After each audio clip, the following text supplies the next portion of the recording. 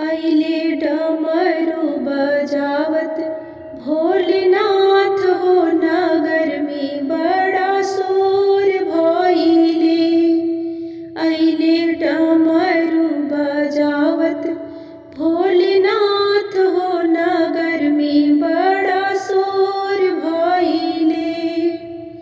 शोर भइले हो या जोर भइले, शोर भइले हो या जोर भइले।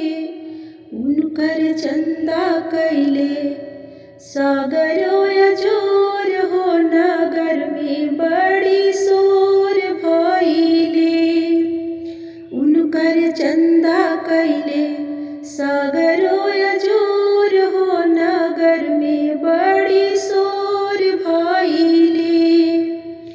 अइले डमरू बजावत भोलेनाथ हो, गली में बड़ा शोर भइले।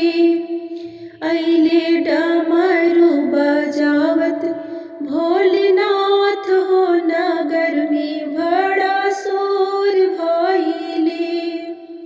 भोले की माथावा पर चमके चंद्रमा, भोले की माथावा पर चमके चंद्रमा।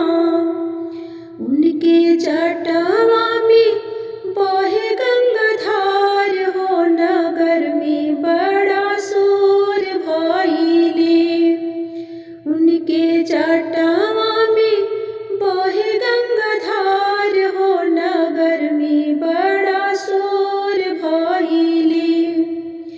अइले डमरू बजावत भोलेनाथ हो, नगर में बड़ा शोर भइले। कन्हवा में बिच्छू लटके, गालवा में नागवा, कन्हवा में बिच्छू लटके, गालवा में नागवा। भोले पहिरेले मिरिखा के छाल हो, नगर में बड़ा शोर भइले। अइले डमरू बजावत भोलेनाथ हो, नगर में बड़ा शोर भइले। देहिया में भस्मी लपटे, पौआ में खड़उआ, देहिया में भस्मी लपटे, पौआ में खड़उआ। उनके हाथावा में शोभे त्रिशूल हो, नगर में बड़ी शोर भइले।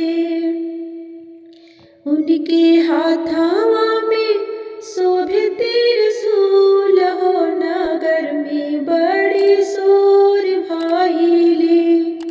शोर भइले हो या जोर भइले, शोर